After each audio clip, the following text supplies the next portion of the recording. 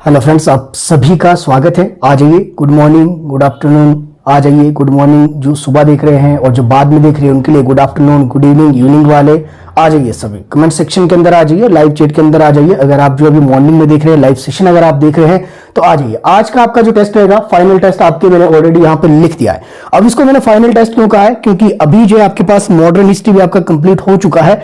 अभी जो next Sunday जो आपका टेस्ट होगा वो रहेगा आपके पास जियोग्राफी का। तो जियोग्राफी वाले अब जो यहाँ पे स्टार्ट आप हो जाइए। जियोग्राफी का नेक्स्ट संडे आपको टेस्ट मिलेगा, लेकिन अभी इसको हम कंक्लूड करने वाले हैं हिस्ट्री का। तो हिस्ट्री का आपके पास ये रहेगा फाइनल टेस्ट। इसके बाद आपके पास कोई टेस्ट नहीं होगा हिस्ट्री का। और हिस्ट्री का फाइनल इसलिए मैं कह रहा हूं, आप इसको मान के चलिए कि एग्जाम के अंदर आज जो मैं आपसे प्रश्न पूछने वाला हूं वो सारे लगभग आपके एग्जाम के अंदर देखने वाले हैं। तो चलिए, आज का टेस्ट थोड़ा अलग भी रहेगा। इसके लिए क्यों अलग रहेगा, तो इसका भी थोड़ा सा विशेष ध्यान रखिए। आज मैं आपको आंसर नहीं बताने वाला, सिर्फ आपसे मैं क्वेश्चन पुट करूंगा, क्वेश्चन करूंगा कंप्लीट। यहां पे क्वेश्चन आपके चले रहेंगे। इससे दो तीन चीजें आपको देखने को मिलेगी। क्या चीजें देखने को मिलेगी? एक तो आपको देखने को मिलेगा कि आपकी जो प्रिपरेशन है क्या वो सही डायरेक्शन में चल रही है, पहली बात। दूसरी बात, आपको यहां क्या देखने को मिल रहा है कि अगर प्रिपरेशन सही डायरेक्शन में चल रही है तो क्या आपको चीजें याद रह रही है, और जो चीजें याद नहीं रह रही है या चीजें याद नहीं आ रही है तो उसके पीछे आपको पता लगेगा कि आपका जो है लेक ऑफ रिवीजन आपका है। कहीं ना कहीं रिवीजन की कमी है, कहीं ना कहीं जो कमी है याद कैसे किया जाए चीजों को, वो चीजें आज आपको पता लगेगी। तो स्टार्टिंग में देखेंगे मॉडर्न हिस्ट्री, हालांकि पिछले सेशन में भी हमने देख लिया था। और जल्दी से पहले कमेंट सेक्शन में आ जाइए सभी, तो फिर एक बार लाइव चैट के अंदर जो देख लेते हैं पहले कि कौन कौन से आपके हैं। और एक और बात, आज मैं आपके यहाँ पे कमेंट सेक्शन में कमेंट नहीं देख पाऊंगा। रीजन उसका क्या है, समय मेरे पास थोड़ा सा कम अभाव यहाँ पे समय का है। तो अगर मैं सेशन में आपके पास कमेंट सेक्शन यहाँ पे देखता हूं तो सीधी सी बात है कि आपका यहाँ पे टाइम वेस्ट होने वाला है। तो सीधे मैं क्वेश्चन करूंगा, क्वेश्चन के आंसर आपने करना है। ऑनलाइन क्लासेस वालों से मेरी पूरी उम्मीद है कि उनके तो यहाँ पे रिप्लाई देखने को मिल जाएंगे। जो बाकी के हैं, जो मेरे पास अभी नहीं जुड़ पाए स्टूडेंट, वो आप देख लेना एक बार कि यहाँ पे आपकी कहां कमी है और किन चीजों को आपने जो है यहाँ पे इंप्लीमेंट करना है, कैसी चीजों को आप देखेंगे वो आपको यहाँ पे थोड़ा सा आइडिया लगेगा। और जो मैं प्रश्न पूछने वाला हूं ये मानकर चलिए कि एग्जाम के अंदर डायरेक्ट यही प्रश्न आपको मिलेंगे, विदाउट कोई ऑप्शन आपको नहीं देने वाला है। तो चलिए 1857 से आपके स्टार्ट करेंगे। 1857 से आपके प्रश्न जो एग्जाम में पूछे जा सकते हैं, सबसे पहले क्या है कि 1857 की जो क्रांति है औपचारिक रूप से शुरुआत, आपने पर्टिकुलर डेट आपने बतानी है। ईयर तो आपको बता दिया कि 1857, औपचारिक रूप से शुरुआत कहां से होती है। एक डेट अलग है जहां पे जो आपके पास मंगल पांडे ने बैरकपुर छावनी से जो विद्रोह किया था वो अलग है, उस डेट की मैं बात ही नहीं कर रहा हूं। मैं आपसे पूछ रहा हूं औपचारिक रूप से शुरुआत कहां पे हुई, कब हुई। दो प्रश्न कमेंट सेक्शन के अंदर कमेंट आप करते रहिए, ठीक है। यहां पे कमेंट सेक्शन के अंदर जो आपके ऑनलाइन स्टूडेंट है उनके रिप्लाई यहां पे आने शुरू हो चुके हैं। अब अगर आप यहां पे देखिए कि कुछ आपके एक पुरानी डेट बता रहे हैं, कुछ आपके नई डेट बता रहे हैं। जैसा कि मैं यहां पे देख पा रहा हूं, कुछ नई आपके बता रहे, कुछ पुरानी बता रहे, कुछ बता ही नहीं रहे हैं। कुछ आपके पास बैरकपुर भी आपके सोच रहे थे, लेकिन पहले ही मैंने आपके क्लियर कर दिया कि बैरकपुर आपके नहीं होगा, वो विद्रोह का पहला केंद्र आपके था। तो पर्टिकुलर डेट आप कमेंट सेक्शन में यहां पे देख सकते हैं। तो सभी को जो क्या करना है कमेंट सेक्शन में, आज मैं आपके आंसर नहीं बताने वाला हूं, मैंने पहले ही आपको बता दिया आंसर आज मैं नहीं बताने वाला, सिर्फ आपसे मैं क्वेश्चन करूंगा। आंसर आप यहां पे कमेंट सेक्शन के अंदर देख लीजिए कि किन किन के सही है, किसके गलत है। कंफ्यूजन लग रहा है तो एक बार इसको जो है अलग से इसको लिख लीजिए, याद नहीं है तो क्यों नहीं है आपने जाकर देख लेना। दूसरा प्रश्न 1857 की हम बात कर रहे हैं। दूसरा प्रश्न यहां पे ये कह जाएगा कि आपके पास पहला प्रश्न के लिए कि औपचारिक रूप से शुरुआत कहां से। दूसरा प्रश्न आपके सामने क्या रहेगा कि जो 1857 का जो रिवोल्ट ये हुआ था इसका प्रतीक चिन्ह क्या था। चलिए कमेंट सेक्शन के अंदर बता दीजिए प्रतीक चिन्ह इसका क्या था। 1857 का जो है रिवोल्ट आपके जो देखने को मिला, पहला तो औपचारिक रूप से शुरुआत कहां से हुई। कमेंट सेक्शन के अंदर बहुत से स्टूडेंट के राइट भी है, कुछ के आपके गलत भी है, लेकिन कोई बात नहीं, मैक्सिमम के आपके राइट है तो कोई दिक्कत नहीं है, देख लेना। दूसरा प्रश्न आपसे मैं पूछा है कि इस क्रांति का प्रतीक चिन्ह क्या था। हो सकता है डायरेक्ट आपसे यही प्रश्न पूछा है। मॉडर्न हिस्ट्री की मैं बात कर रहा हूं, पुराने हमने देख लिया, एशियंट हमने देख लिया था, मेडिवल हमने देख लिया था, सिर्फ हम देख रहे हैं यहां पे मॉडर्न हिस्ट्री। तो मॉडर्न हिस्ट्री की हम बात कर रहे हैं, तो मॉडर्न हिस्ट्री के अंदर आप बता दीजिए कि क्या क्या चीजें कैसे कैसे हुई। तो चलिए यहां पे रिप्लाई, जहां तक मैं देख पा रहा हूं रिप्लाई यहां पे चल रहे हैं, ठीक है। हालांकि कम यहां पे रिप्लाई देखने को मिल रहे हैं, लेकिन तब भी आप जो है कमेंट सेक्शन के अंदर आ जाइए लाइव सेशन के अंदर। तो यहां पे बता दीजिए कि यहां पे प्रतीक चिन्ह क्या था। तो मैक्सिमम का यहां पे रिप्लाई जितने दिख रहे हैं वो तो आपके लगभग ठीक है। ठीक है, आगे चलते हैं थोड़ा सा। 1857 से अगर थोड़ा सा और प्रश्न पूछे जाए तो यहां पे क्या पूछा जाएगा कि विद्रोह के जो केंद्र है वो आपके क्या क्या थे। मान लीजिए मैंने आपसे कहा कि विद्रोह का केंद्र जो बिहार में था उसका नेतृत्व किस नेता ने किया। यह प्रश्न आपके लिए, बिहार में जो नेतृत्व किया गया 1857 के रिवोल्ट का, किस नेता द्वारा इसमें नेतृत्व किया गया, आंसर कर दीजिए जल्दी से। इसके बाद थोड़ा सा और आगे चलेंगे। 1857 का जो रिवोल्ट आपके हुआ वो किस, उस समय जो आपके पास कौन थे, क्या उस समय भारत के गवर्नर जनरल थे या भारत के वायसरॉय थे। यह प्रश्न भी आपका बनता है, यह भी आपको पता होना चाहिए। चलिए नेक्स्ट हम थोड़ा सा आगे की ओर चलेंगे। 1857 से हम थोड़ा आगे चलेंगे, उसके बाद एक अधिनियम देखने को मिलता है जिसको नाम दिया गया भारत शासन अधिनियम। ये किसका परिणाम था, 1857 के रिवोल्ट का। अब आपसे ये प्रश्न पूछा जाएगा कि इस अधिनियम के माध्यम से आपके एक प्रावधान किया गया, प्रावधान क्या किया गया जो आपके पास यहां पे शासन जो पहले चल रहा था ईस्ट इंडिया कंपनी का। एक तो प्रश्न बनता है कि ईस्ट इंडिया कंपनी का अंत कब हुआ, कमेंट सेक्शन के अंदर बताते रहिए साथ साथ। ईस्ट इंडिया कंपनी का अंत कब हुआ, एक प्रश्न। सेकंड प्रश्न क्या बनता है कि जो आपके पास ये 1858 में एक अधिनियम जो देखने को मिला, इस अधिनियम के माध्यम से क्या ऐसा प्रावधान किया गया कि आपके पास सीधा जो शासन कहां चला गया, ब्रिटिश क्राउन के अंतर्गत। तो ये आपके पास अधिनियम कब देखने को मिला, 1858, जो कि कारण क्या था, कारण ये 1857 का जो रिवोल्ट हुआ ये इसका कारण यहां पे बन जाता है। यहां तक चीजें क्लियर होगी आई होप। 1857 से आगे चलिए, 1858 हमने देख लिया है। अब इसके बाद थोड़ा सा और आगे चलिए कि प्रश्न आपसे कैसे बन सकते हैं। अब यहां पे जैसे ही आपके पास ये अधिनियम देखने को मिला 1858 का, यहां पे क्या क्या चीजें हुई। एक तो पहला जो शासन है ईस्ट इंडिया कंपनी से कहां चला गया, ब्रिटिश क्राउन के पास। दूसरा यहां पे क्या चीजें हुई, जो पहले यहां पे भारत के गवर्नर जनरल थे जो कि कैनिन आपके थे, कैनिन को अब यहां पे क्या बनाया गया, अब बता दीजिए कमेंट सेक्शन के अंदर जल्दी से। ठीक है, कैनिन अब यहां पे 1858 में अधिनियम जो देखने को मिला, जिस अधिनियम के माध्यम से आपके जो है शासन सीधा ब्रिटिश क्राउन के अंतर्गत जो है चला गया। अब यहां पे जो है क्या आपके बनाएंगे, भारत के गवर्नर जनरल का पद यहां पे खत्म किया गया। अब जो है कैनिन आपके यहां पे क्या बनते, कमेंट सेक्शन के अंदर बता दीजिए जल्दी से जल्दी से। यहां पे मैं देख पा रहा हूं, यहां पे कमेंट सेक्शन के अंदर आप आ जाइए। ठीक है, जल्दी से आ जाइए। एक चीज यहां पे होगी, ये वाला थोड़ा सा ये प्रश्न आपसे, मैं ये आपसे इस तरह से प्रश्न पूछ रहा हूं कि मान लीजिए कि एग्जामिनर आपसे कुछ इस तरह के प्रश्न पूछ सकता है घुमा फिरा के। ठीक है, कमेंट सेक्शन में दिख रहे हैं सभी के। ठीक है, थोड़ा सा एक चीज मैं आपको लेकर चलता हूं, एक आर्ट एंड कल्चर का भी एक टॉपिक आपके लिए बनता है, तो वहां से भी प्रश्न आपके पूछे जा सकते हैं। जो आपके पास बौद्ध वास्तुकला थी उनसे रिलेटेड आपसे प्रश्न पूछे जा सकते हैं कि बिहार क्या होता है, चैत्य क्या होता है, स्तूप क्या होता है, यहां से प्रश्न बन सकते हैं। और इसके अलावा यहां पे जब मैं आपसे कह रहा हूं कि इंडियन आर्ट एंड कल्चर से प्रश्न बन सकते हैं, तो प्रश्न क्या बन सकता है, जो कोणार्क का जो सूर्य मंदिर है किस वंश के समय बना था, किस वंश के समय। आर्ट एंड कल्चर, हालांकि मॉडर्न हिस्ट्री के अंदर तो ये नहीं आता है, लेकिन तब भी इसको थोड़ा सा देख लेते हैं क्योंकि हो सकता है एग्जामिनर पूछ लिया जाए।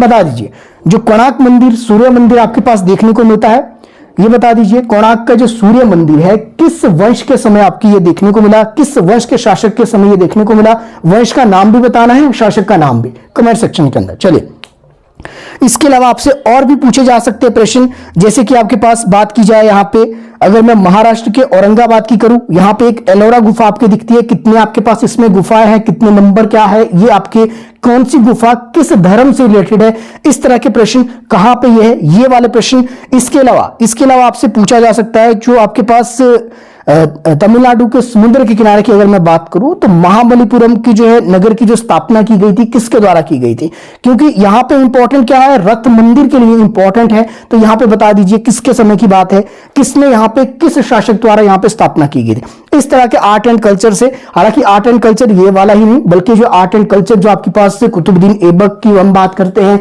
चाहे मुगल शासकों ने जितने भी आपके स्मारक बनाए हैं, जितनी भी चीजें आपके देखने को मिली, उन सभी की अगर मैं बात करूं तो यहां पे सारी चीजें आपको इंप्लीमेंट की गई है, आपके सिलेबस में ये चीजें गई है। अब यहां पे ये मैटर नहीं करता कि आपका सिलेबस चेंज होता है या नहीं होता है।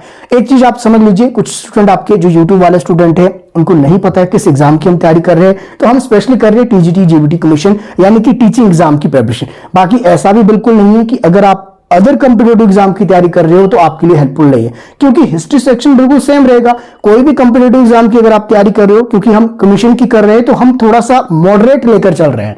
थोड़ा सा मॉडरेट इसलिए लेकर चल रहे हैं क्योंकि यहां पे क्वेश्चन थोड़े से और डेप्थ में आपके पूछे जा सकते हैं। प्रश्न कैसे पूछे जा सकते हैं वो आपने प्रीवियस ईयर क्वेश्चन पेपर में देख लिया होगा, बाकी क्लासेस के अंदर हमने ऑलरेडी डिस्कस भी किया है, और सिलेबस भी आपके लिए मैं लेकर आऊंगा।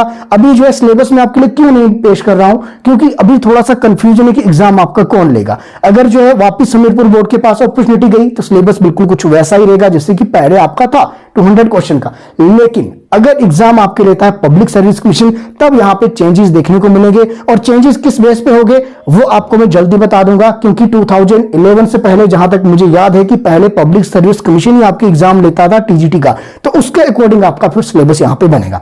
इस चीजों का विशेष ध्यान रखें, इसका मैं आपको अपडेट दे दूंगा जैसी आपका अपॉर्चुनिटी जिसको भी मिलती है। अगर हमीरपुर बोर्ड को मिली तो सिलेबस बिल्कुल वैसा ही रहेगा जैसे आपका चल रहा है, अगर पब्लिक सर्विस कमीशन को मिली तो आपका जो सिलेबस है वो उस हिसाब से बन जाएगा जैसे पहले आपका एग्जाम आता था 2011 से पहले, वो आपको बता दीजिए। किसी और डिपार्टमेंट को मिलेगा या एजुकेशन डिपार्टमेंट खुद करवाएगा उसके बारे में भी आपको बता दिया जाएगा, क्योंकि पहले एजुकेशन डिपार्टमेंट आपके खुद एग्जाम करवाता था, तो वो किस हिसाब से सिलेबस आपका बना सकता है वो एनालिसिस आपको मैं बता दूंगा जल्दी, उसका कोई इशू नहीं है।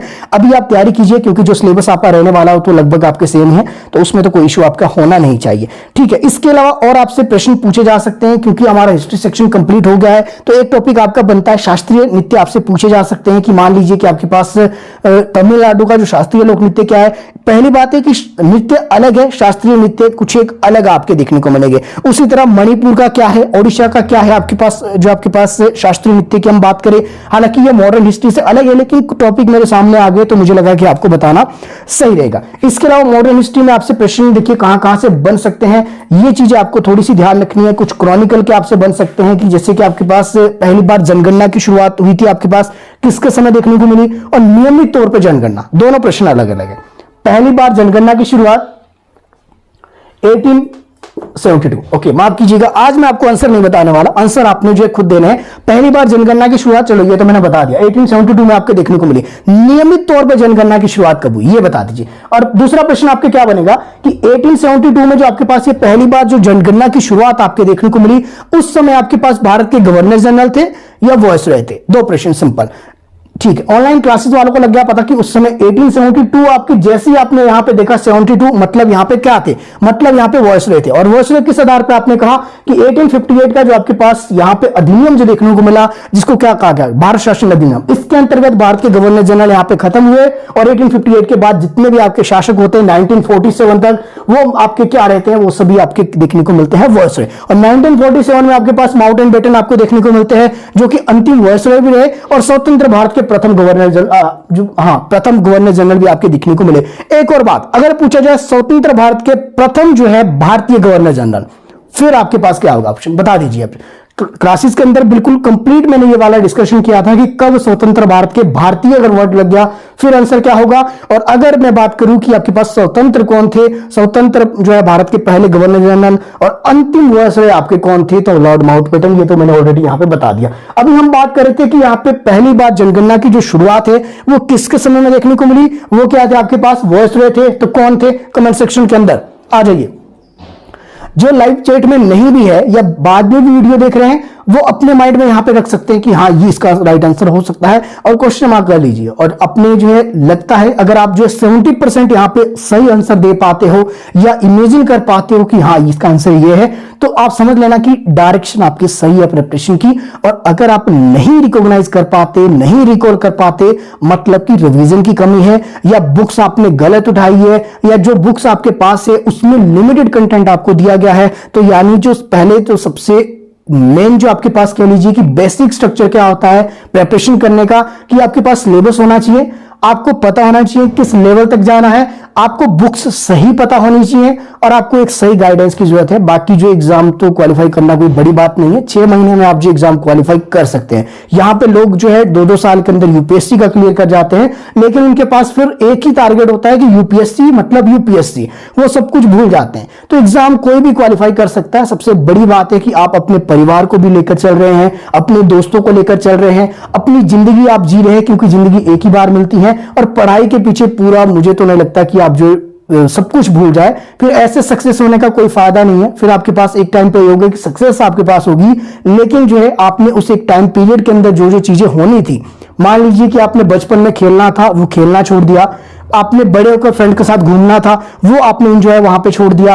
कुछ आपके होती है चीजें जो कि समय के साथ साथ साथ चली रहनी चाहिए। पढ़ाई अपनी जगह, ठीक है। वापस आ जाते हैं अपने पॉइंट पे, थोड़े से भटक गए हम मुद्दे से। आज ये कमेंट सेक्शन के अंदर प्रश्न आपसे पूछा था कि पहली बार जनगणना की शुरुआत किसके समय हुई, एक प्रश्न। दूसरा, नियमित तौर पर जनगणना की शुरुआत आपके कब हुई और किसके समय हुई, तो वो भी आपके पास वॉइस हुए थे यहाँ पे कमेंट सेक्शन के अंदर। जहां तक मैं कम ही कमेंट सेक्शन आज मैं देख रहा हूं, ठीक है। उसका रीजन ये है कि समय आज थोड़ा सा कम है और प्रश्न जो आज मैं आपसे पूछने वाला हूं सिर्फ आपके क्वेश्चन रहेंगे, आंसर मैं बहुत कम आप पे बताने वाला हूं।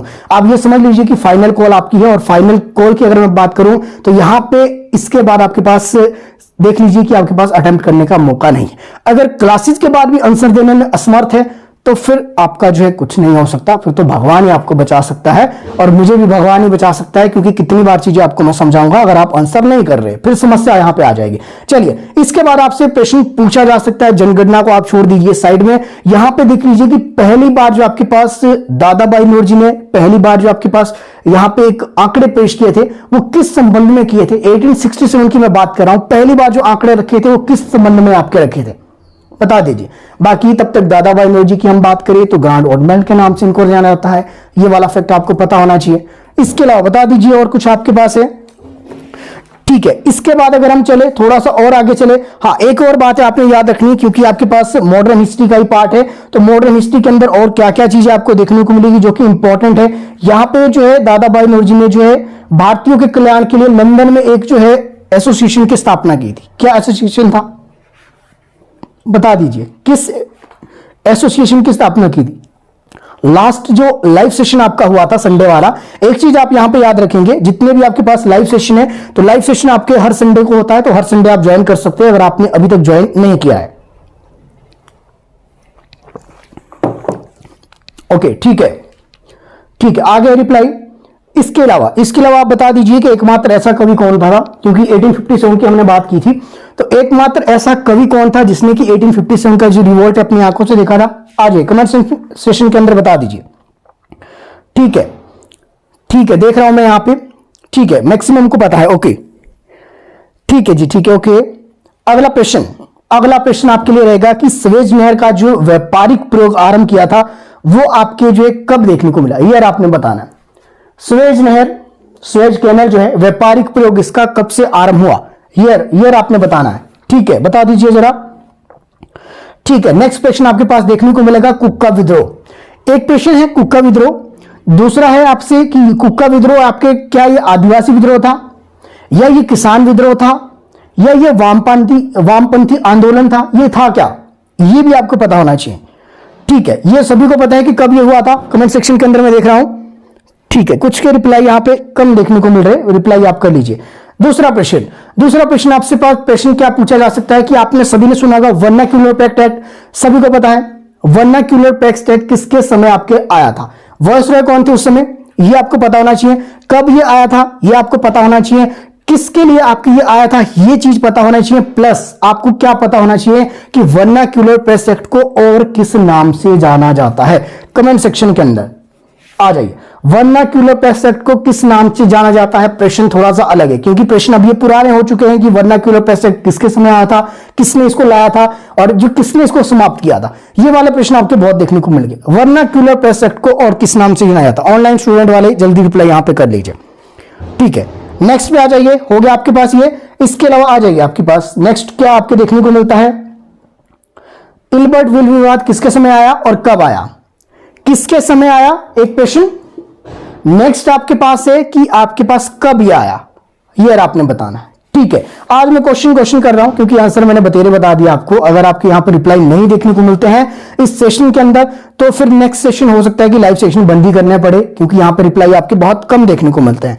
ठीक है, नेक्स्ट पे आ जाइए। और लाइव सेशन में आप ज्यादा से ज्यादा जुड़ सकते हैं, कम से कम जुड़ने का कोई मतलब ही नहीं बनता। अगर आपको अपॉर्चुनिटी मिल रही है, इतनी आपकी जो है क्लासेस के अंदर किसी क्लास के अंदर इतने क्वेश्चन आपको पुट नहीं किए जाते, एक जो दायरा है आपके सोचने का, क्यूरियोसिटी आपके बढ़ाने का कि किस तरह से आप प्रिपरेशन कर सकते हैं, किस लाइन में कर सकते हैं, तो ये अपॉर्चुनिटी आपको मिल रही है तो ले लीजिए, इसमें कोई समस्या आपके लिए होनी नहीं चाहिए। ठीक है, नेक्स्ट क्वेश्चन पे आ जाइए क्योंकि जो है आपके पास मॉडर्न हिस्ट्री के अंदर आपके पास इंडियन नेशनल कांग्रेस है, अपने आप में एक इंपॉर्टेंट टॉपिक है। तो इंडियन नेशनल कांग्रेस से देखिए क्या क्या प्रश्न आपके बन सकते हैं, इसको देख लीजिए। सबसे पहले इंडियन नेशनल कांग्रेस आपके कब आई? 1885 में, सबको पता है। पर्टिकुलर डेट भी आपको पता हो, 28 दिसंबर, सभी को पता है। ये वाला पहला सेशन कहां हुआ? बंबई में हुआ, सभी को पता है। इसके अलावा किस किस जगह हुआ बंबई में? गोकुलदास तेजपाल संस्कृत कॉलेज, बहुत बार आपके बताया जा चुका है।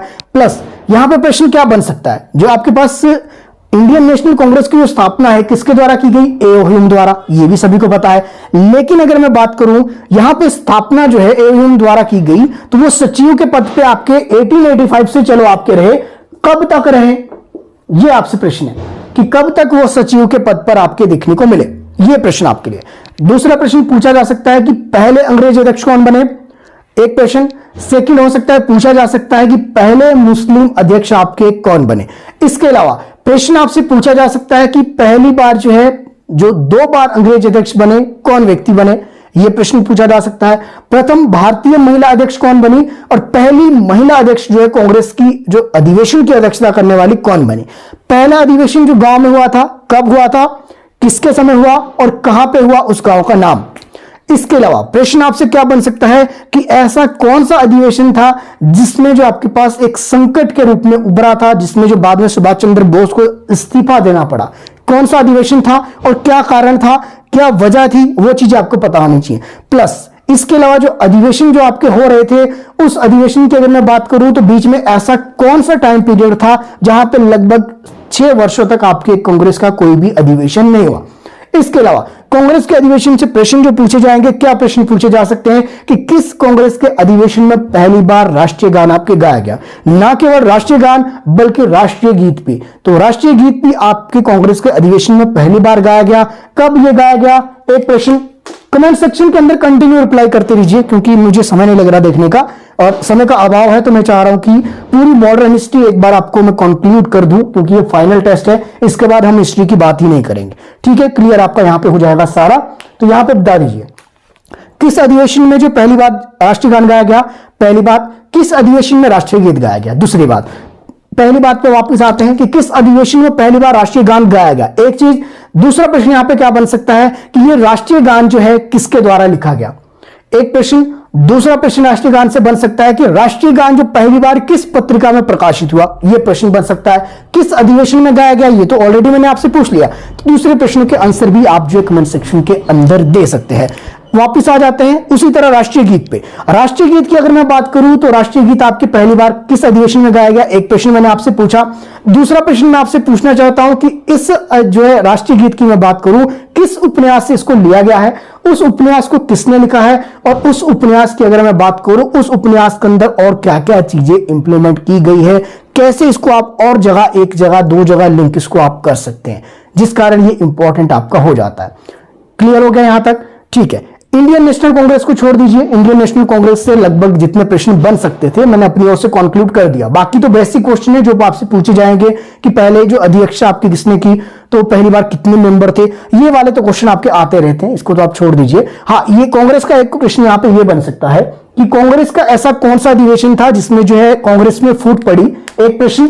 अधिवेशन कहां पे हुआ, ये वाला भी हो सकता है। और ये अधिवेशन की अध्यक्षता जो कर रहे थे उनकी वजह से विवाद हुआ, जिस कारण जो कांग्रेस में आपके पास फूट पड़ी, तो कांग्रेस आपके नरम और गर्म दल में यहां पे बट गई। एक और प्रश्न कांग्रेस से बन सकता है, वो क्या प्रश्न बन सकता है कि कांग्रेस ने जो है अपने लिए संविधान का जो निर्माण है वो आपके कब किया था, ये आपके पास ईयर पूछा जा सकता है। किस ईयर में जो है कांग्रेस ने अपने लिए संविधान का निर्माण किया, क्योंकि कुछ स्टूडेंट को क्या लगता है कि संविधान का जो निर्माण है वो भारत के लिए किया होगा, लेकिन ऐसा नहीं है। कांग्रेस ने अपने लिए जो है, कांग्रेस संगठन के लिए जो है अपने लिए एक संविधान का निर्माण किया था, वो आपके कब किया था। ठीक है, आ जाइए यहां पे।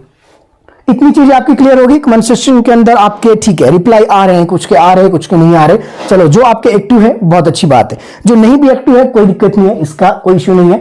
अब अपनी इच्छा है, किसी ने कमेंट सेक्शन में कमेंट करना है, नहीं करना है, किसी ने ध्यान से सुनना है, तो बात वो नहीं है। बात वो है कि बस आपको चीजें पता लग रही है तो आप जो है बिल्कुल ज्वाइन कर सकते हैं और हर बार कर सकते हैं, कोई इश्यू नहीं है। ठीक है, इसको बाद इसको छोड़ दीजिए। अब यहाँ पे प्रश्न थोड़े से हम आगे को चलते हैं कि यहाँ पे इंडियन नेशनल कांग्रेस आपके जो है जैसी आपके बनी, बाद में अधिवेशन भी आपके देखने को मिले, तो यहाँ पे प्रश्न पूछा जा सकता है कि पहली बार जो स्वदेशी की मांग है कांग्रेस के किस अधिवेशन में आपकी हुई थी, ये आपसे पूछा जा सकता है। पहली बार जो स्वराज की मांग किसने उठाई थी और किस अधिवेशन में ये देखने को मिली, ये पूछा जा सकता है। इसके अलावा एक अधिनियम जो देखने को मिला इंडियन नेशनल मूवमेंट के बीच में ही आपके पास ये चीजें देखने को मिल रही थी, जहां से आपके पास एक 1905 के बाद एक चीजें आपकी यहां पे स्टार्ट होती है। 1905 में बंगाल का विभाजन देखने को मिला, लॉर्ड कर्जन के समय की बात है, और वहीं पर उसके बाद उनकी जो है ये मान लीजिए कि सत्ता भी आपकी चली गई। पूर्वी बंगाल, पश्चिम बंगाल, वो तो सभी को आपको पता होगा। ठीक है, यहां से प्रश्न ये भी बन सकते हैं मुस्लिम लीग की स्थापना किसने की, सभी को पता है। कब हुई, सभी को पता है। पता क्या नहीं है कि अध्यक्ष इसके कौन थे। मुस्लिम लीग की जब स्थापना हुई थी 1906 में, इसके अध्यक्ष आपके कौन बनते हैं, यह प्रश्न। मुस्लिम लीग की जो स्थापना हुई थी 1906 में, इसके अध्यक्ष आपके कौन बनते हैं और उपाध्यक्ष कौन बनते हैं, क्योंकि चीजों को थोड़ा सा मॉडरेट कीजिए, थोड़ा सा अपडेट कीजिए। पहले जो चीजें आपके पता थी, पता क्या थी कि 1906 में आपकी स्थापना हुई, मुस्लिम लीग किसने की, सभी को पता है, नहीं बताने की जरूरत है। और कितनी बार बुक्स में आप पढ़ लोगे। अब इसमें थोड़े से अमेंडमेंट आप करते रहिए। अब प्रश्न यह बनता है कि इसमें अध्यक्ष कौन बने और उपाध्यक्ष आपके कौन बने।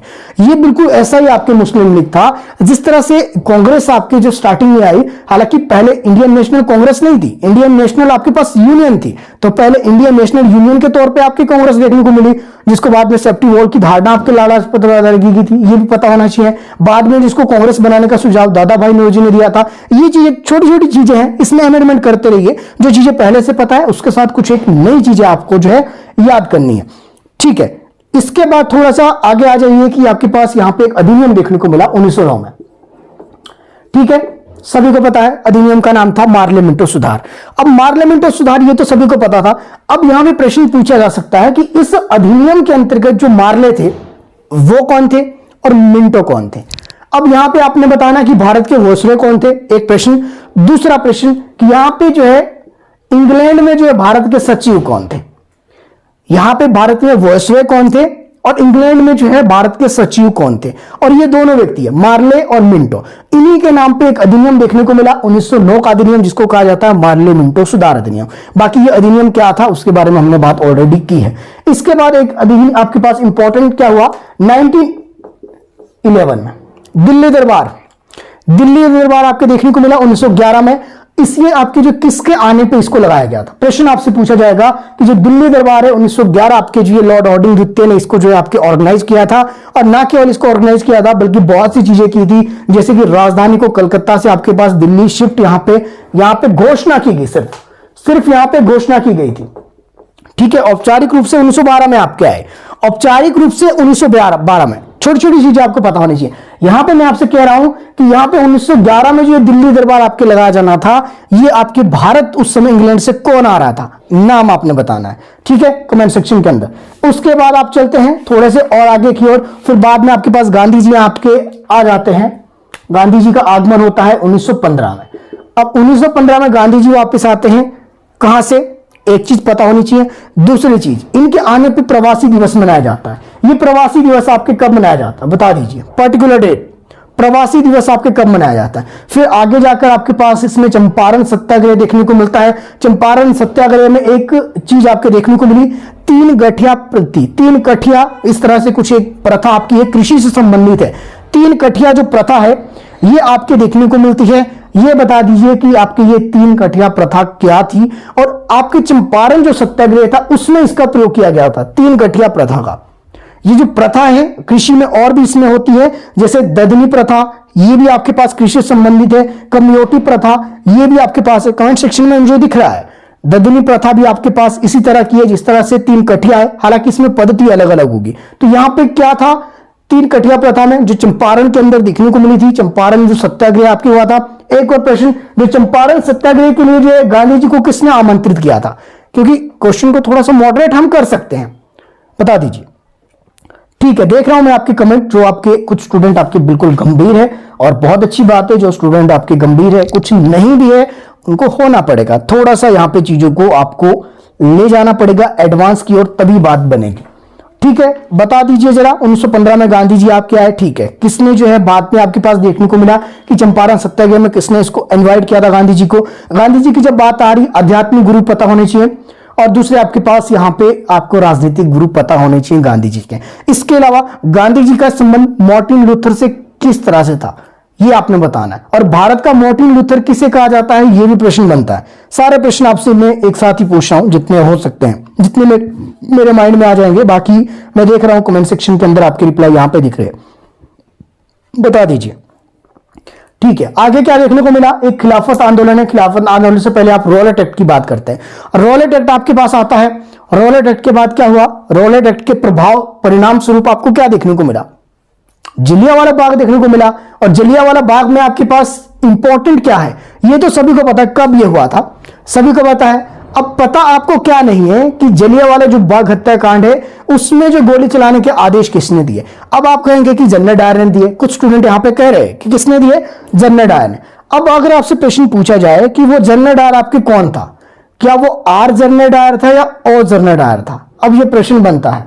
कंफ्यूजन हो गया, या ओ जनरल डायर था या आर, कौन सा था, किसने आदेश दिया और किसने जो है गोली चलाई। आदेश किसने दिया, आर जनरल डायर ने दिया या ओ जनरल डायर ने दिया, और गोली किसने चलाई, आर जनरल डायर ने या ओ जनरल डायर ने। थोड़ा सा मॉडरेट करेंगे क्वेश्चन को, इस तरह के प्रश्न बिल्कुल आपके बनते हैं। ये चीजें छोटी छोटी पता होनी चाहिए। एक आपके पास संगोली की संधि हुई थी, किस किस के बीच हुई थी, अंग्रेजों और आपके पास नेपाल से संबंधित थे व्यक्ति, उनके बीच जो देखने को मिली थी। ये किस युद्ध का परिणाम था जो संगोली की संधि हुई थी, एक प्रश्न। दूसरा प्रश्न, इस संधि पर जो है अंग्रेजों की ओर से हस्ताक्षर किसने किए, दूसरा प्रश्न। तीसरा प्रश्न जो है नेपाल की ओर से किसने इसमें, या फिर गोरखों की ओर से किसने इस पर जो हस्ताक्षर किए। दो प्रश्न यहां पे अलग अलग बनते, छोटी छोटी चीजें पता होनी चाहिए। ठीक है, थोड़े से आगे चलेंगे। अशोक आंदोलन देखने को मिला। अशोक आंदोलन सभी को पता है कब से स्टार्ट हुआ, पता क्या नहीं होता स्टूडेंट को कि अशोक आंदोलन का जो अंत है किस एक जो है अधिवेशन के अंतर्गत किया गया। एक अधिवेशन, एक मीटिंग बुलाई गई थी, उस अधिवेशन में प्रस्ताव पास किया गया कि अशोक आंदोलन को वापस लिया जाए। वो आपके कब हुआ था और ये घटना घटी थी, वो सभी को पता है कि कब ये घटना घटी, किस घटना के परिणाम स्वरूप आपके अशोक आंदोलन वापस आया, वो चीजें आपको पता है। पता क्या नहीं है कि किस अधिवेशन में अशोक आंदोलन को वापस लेने का प्रस्ताव पास किया गया। फंस गए ना आप, तो यहां पे आपको चीजों को और ज्यादा थोड़ा सा डेप्थ में देखने की जरूरत है। कमेंट सेक्शन में कमेंट करते रहिए। आगे आपको देखने को मिलता है स्वराज पार्टी, किस किसने इसकी स्थापना की, पता होना चाहिए। काकोरी रेल कांड आपके कब हुआ, किस विषय से संबंधित है, पता होना चाहिए। उसके बाद आपके पास लास्ट में आपको क्या देखने को मिला, दांडी मार्च आपको देखने को मिलता है। और दांडी मार्च जैसे ही यात्रा आपकी पूरी होती है, किस एक पर्टिकुलर डेट को ये कंप्लीट हुई, एक प्रश्न। दूसरा प्रश्न, जैसे ही वहां पे ये रीच हुए, वहां पे क्या आपके स्टार्ट होता है, यहां पे सविनय अवज्ञा आंदोलन। तो दांडी मार्च और सविनय अवज्ञा आंदोलन कह लीजिए कि एक दूसरे के पूरक है। इन दोनों का संबंध इस तरह से है कि जो दांडी मार्च है ये आपके सविनय अवज्ञा आंदोलन के लिए ही आपके चल रही थी। अब सविनय अवज्ञा आंदोलन जैसे ही आपके पास आता है, यहां पे खलबली इस तरह से मच जाती है कि एक कॉन्फ्रेंस आपकी हो रही थी लंदन में, जिसको कहा गया फर्स्ट राउंड में कॉन्फ्रेंस या प्रथम गोलमेज सम्मेलन। कब आपके हुआ था, फर्स्ट गोलमेज सम्मेलन आपके कब हुआ था, यह प्रश्न एक। दूसरा प्रश्न ये कि उस समय जो है भारत में वायसराय कौन थे, दूसरा प्रश्न। तीसरा प्रश्न आपके पास है कि क्या उसमें कांग्रेस ने नेतृत्व किया था या कांग्रेस से किसी ने भाग लिया था, यस और नो, बता दीजिए। जो आपके पास फर्स्ट राउंड में कॉन्फ्रेंस थे, इसमें कांग्रेस ने नेतृत्व लिया था या फिर नहीं लिया था। जो कह रहे नहीं लिया था, बिल्कुल सही कह रहे। इसके बाद एक घटना घटती है 1972, माफ कीजिए 1932। यहां पे क्या देखने को मिला, 1932 में क्या देखने को मिला, पूना समझौता हुआ, जो कि परिणाम किसका था, जो आपके पास सेकेंड राउंड में जो कॉन्फ्रेंस थी वो आपके असफल हो जाती है। और उसमें आपके पार्टिसिपेट करने कौन गए थे, महात्मा गांधी गए थे। लेकिन जब महात्मा गांधी वहां पे गए तो उन्होंने क्या किया कि पहले तो पहली बात है कि कांग्रेस जाने के लिए तैयार नहीं थी। तो जाने के पीछे रीजन क्या था, इससे पहले एक आपके पास समझौता हुआ था जिसको नाम दिया गया गांधी इरविल समझौता। बता दीजिए ये समझौता आपके कब हुआ था, पर्टिकुलर डेट आपने बतानी है कि ये समझौता आपके हुआ कब था। तो प्रश्न ये भी बनता है। तो यहां पे इस तरह से हम कह सकते हैं कि 1932 में जो एक पूना पैक्ट आपके देखने को मिलता है गांधी जी और अंबेडकर के बीच में था। अब यहां पे पूना पैक्ट आपके क्यों हुआ, कुछ आपके मतभेद यहां पे हो गए थे। मतभेद का कारण क्या था, सेकेंड राउंड में कॉन्फ्रेंस में इनके बीच में थोड़ी सी बहस हो गई थी। बहस किसके प्रति हो गई थी, बहस हो गई थी निर्वाचन क्षेत्र की जो मांग की जा रही थी, एक पृथक निर्वाचन क्षेत्र डॉक्टर BR अंबेडकर ने, जो कि आपके पास यहां पे गांधी जी उस बात से नाराज हो गए। अब गांधी जी गए किसके आधार पे थे, जो गांधी इरविल समझौता हुआ था। यानी कि कह लीजिए कि अगर सविनय अवज्ञा आंदोलन ना होता तो यहां पे गांधी इरविल समझौता भी नहीं होना था। अगर गांधी इरविल समझौता नहीं होता तो गांधी जी सेकंड राउंड में कॉन्फ्रेंस में नहीं जाने थे। अगर सेकंड राउंड में कॉन्फ्रेंस में नहीं जाते तो जो परिणाम बाद में पूना पैक्ट आप देखने को मिलता है तो शायद ये भी नहीं होता, क्योंकि दोनों में मतभेद ही नहीं होते तो पूना पैक्ट का कोई मतलब ही नहीं था। चीजों को इस तरह से आप जो है कंक्लूड कर सकते हैं। बाकी जो है थोड़ा सा और आगे चले 1935 में एक अधिनियम देखने को मिलता है, ये बहुत ज्यादा इंपॉर्टेंट है। इसको जो है भारतीय संविधान की कार्बन कॉपी भी कहा जाता है, तो ये आपको पता होना चाहिए। इसके अलावा आपके पास आगे चल के देखिए तो 1940 में पहली बार जो पाकिस्तान अलग राज्य की जो मांग की गई, ये किसके समय देखने को मिली, उस समय भारत के वॉइसरॉय प्रश्न, उस समय भारत के वॉइसरॉय कौन थे। आज के सेशन में आपके क्वेश्चन बहुत ज्यादा आपको देखने को मिल रहे हैं। तो इसका रीजन ये है कि मैं पहले ही सोच कर आया था कि आज जो है आपसे क्वेश्चन ज्यादा पूछे जाएंगे और बताया कम जाएगा, ताकि आपके जो है दिमाग के जो है द्वार सारे खुल जाए कि आपको क्या क्या चीजें याद रह रही है, क्या चीजें नहीं रह रही है। जो नहीं रह रही है तो उसके लिए क्या है, आपको थोड़ा सा रिवीजन करने की जरूरत है। ठीक है, 1940 में पहली आपके पास वॉइसरॉय कौन थे जिसका समय पहली बार कांग्रेस की मांग की गई। पाकिस्तान शब्द का पहली बार प्रयोग किसने किया, ये भी आपको पता होना चाहिए। इसके अलावा बात की जाए थोड़ा सा और आगे चले, 1942 में क्या देखने को मिला, 1942 में भारत छोड़ो आंदोलन, उसमें नारा किसने दिया था, कोई एक नारा था, इसके संबंध में स्टेटमेंट्स दी गई, वो आपको पता होना चाहिए। उसके बाद क्या देखने को मिला, क्रिप्स मिशन यहां पे देखने को मिलता है। उसके बाद कैबिनेट मिशन 1946 में देखने को मिलता है। कैबिनेट मिशन के आधार पर ही आपके पास क्या हुआ, भारतीय संविधान सभा आपकी जो बैठी, तो किसके सिफारिश में बैठी, कैबिनेट मिशन पे। अब भारतीय संविधान सभा की जब बात आ रही है और संविधान यहां पे बनने वाला है, तो पहले संविधान की बैठक पता होनी चाहिए। इसमें जो अध्यक्ष बनाए गए, कौन बनाए गए, वो अस्थायी अध्यक्ष थे। दूसरी बात, किसकी तर्ज पे यहां पे उनको अध्यक्ष चुना गया, वो आपको पता होना चाहिए। किस देश के संविधान से ये प्रावधान लिया गया था कि जो सबसे वयोवृद्ध जो व्यक्ति है वो आपके पास यहां पे अध्यक्षता करेगा, जब तक कि आपके पास परमानेंट कोई यहां पे अध्यक्ष नहीं चुना जाता। और परमानेंट अध्यक्ष आपके कब चुनेंगे, 11 दिसंबर को। तो ये आपको पता होना चाहिए कि 11 दिसंबर को जो अस्थायी अध्यक्ष आपके भारतीय संविधान सभा के चुनेंगे, कौन ये चुनेंगे।